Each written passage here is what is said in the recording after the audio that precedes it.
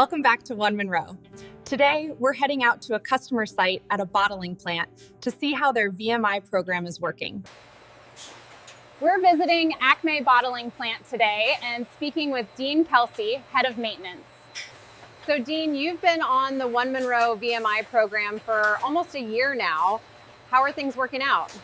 It's been going really well. In fact, we're up to over 200 different SKUs now. How was the startup and implementation? How long did it take to get everything in place?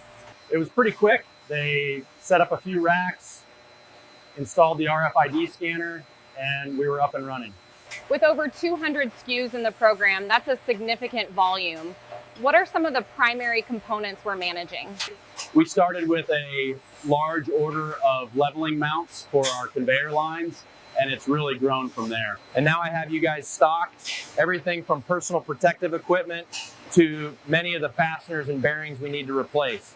One Monroe's vendor-managed inventory solutions help consolidate your supply chain while saving both time and money.